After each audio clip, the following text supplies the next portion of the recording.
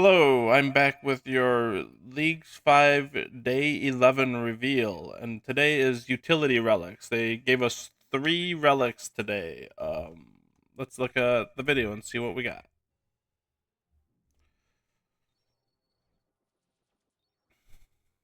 So we have Corner Cutter, which gives us Sage's Greaves, which last season came from the pickpocketing relic. Trickster. You also get double quantity. It's a lot to read. I'm just gonna we'll let the video play and kind of get it. This there's a lot to each of these relics. I'm just gonna read them individually here. Um, you got and then this final one, those kind of similar to Trickster. I know, similar, a little bit better, I think, as far as the thieving aspect goes, but it doesn't have anything outside of thieving, I believe. Sorry.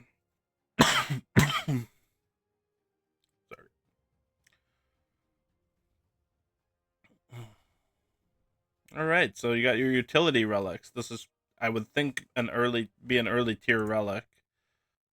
Let's start with the friendly forager. Here's what you get. When you gather resources from woodcutting, fishing, mining, and hunting, the forager's pouch will find and store a random grimy herb, limited to herbs your herber level plus 25 can clean, whilst also providing a small amount of token experience when one is found. So if I'm woodcutting and I'm level 1 herb or level 3, because I think you start at level 3 on leagues, I can only get herbs up to level 28, which would be like Haralander maybe. You couldn't get, say, like a Torstal from gathering until you get your herb level up. And if you have like 99 herb, then you can find any kind of herb. Or if you have, I guess, 74, or I suppose a little lower because you don't need 99 for any particular herb. But it's just a nice way to passively get herbs. What else does it do? The forager's pouch will only find herbs it has room to store, but will always attempt to give you a herb you can receive. So there must be a limitation on how many you can get at one time before you have to deposit it. The forager's pouch works just like an herb sack and shares an inventory with it. Okay, so you don't need an herb sack, which is nice. Um, and I believe you can hold 30 herbs in an herb sack, and a 30 of each type of herb. So that's actually very nice, actually, to not need to collect an herb sack, although that might be a task. Who knows? Additionally, you can gain the following benefits to herb when crafting potions. Secondary ingredients have a 90% chance to not be consumed. This stacks additively with other sources. And created potions contain 4 doses instead of 3. This is a very, very strong relic for herb, especially in leagues where you maybe don't have as many options to collect herbs. You might not have picked a region with an herb patch, and even if you did, you might only have 1 or 2 herb patches, or maybe you're not taking the farming relic, which would also help with your herbs quite a bit. I think if you take the farming relic, you probably wouldn't be as intrigued by this herb or this relic, but it's still nice because you save secondaries, which can also be a pain to collect in leagues, depending on region choices, obviously. So very powerful relic. I like it a lot. Let's check out the second relic. Upon choosing this relic, you will receive the Sage's Greaves. This is the Corner Cutter relic. While equipped, Sage's Greaves will grant agility experience based on your agility level while you run. So last leagues had Trickster, so you're getting those Sage's Boots again, or Sage's Greaves again, that give you additional agility experience just for running around in the game with them equipped. It was very nice to have because you just didn't have to train agility to 99. You could just get it passively. And agility, to me, is the worst skill in the game, so nobody really wants to be doing it in leagues, I feel like, unless you're a crazy person, I feel like. Um, Completing an agility course grants 2 completion count and 25% bonus experience.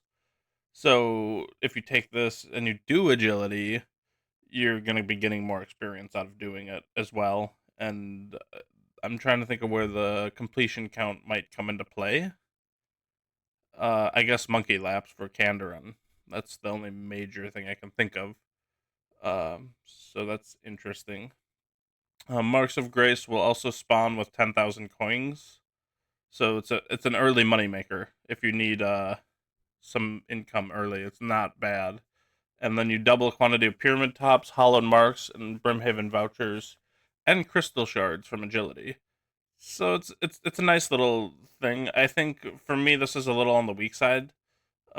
Nobody wants to do agility, so a lot of these agility buffs that you're getting, um, I guess incentivizes you a little bit more to do agility, but even still feels weak. For me, last leagues, what I did was pretty much all of my lamps and my diary lamps and quest reward lamps went to agility, and I was able to get close to 99 agility without ever doing the skill. So if you are like me and hate agility, you can get 99 agility or very close to it just off of reward lamps from quest if you have the right experience modifiers. So I feel like if you hate agility, you don't necessarily need to pick these boots to get 99 agility. So I think that's probably what I'm going to do again this season. This still feels a little weak because this is like incentivizing doing agility, which I just don't want to do in leagues. And lastly, you have the trickster relic kind of coming back in the form of dodgy deals.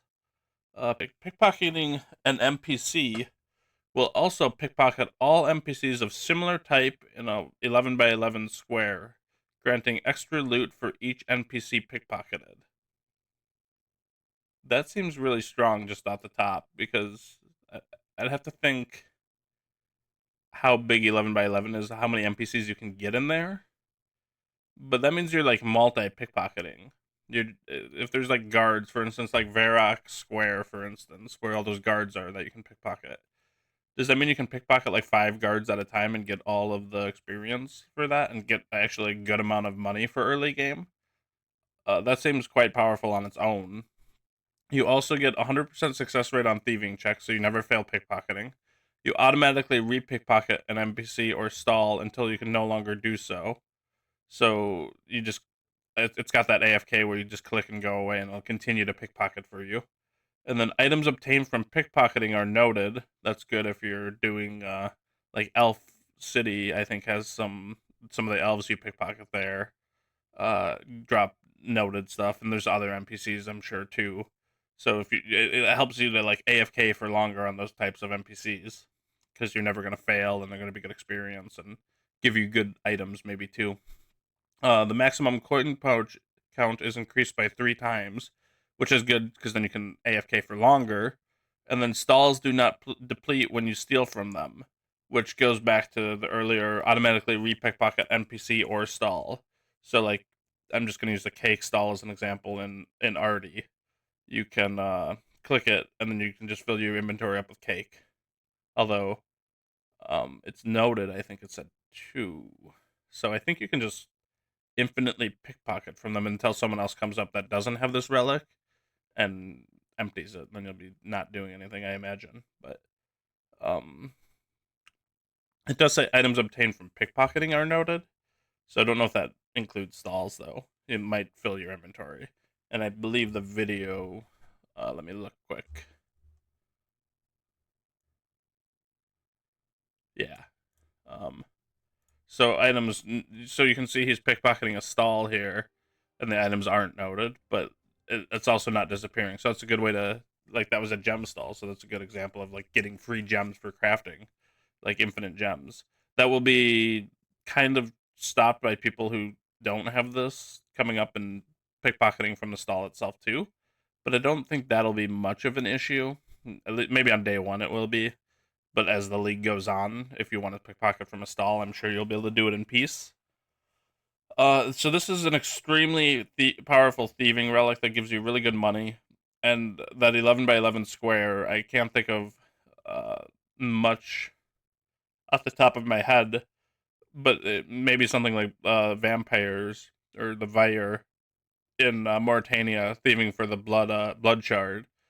Uh, maybe there's multiple that you can pickpocket at the same time, which just increases your likelihood of getting a blood shard, even though it's already going to be fast. With I believe they're on the buffed drop rate list for unique items, but even if they're not, you can 100% pickpocket and just AFK until you get one anyways. But now that'll be quicker because you'll be able to pickpocket multiple at the same time. So for me, this one or the herb one are both extremely powerful choices.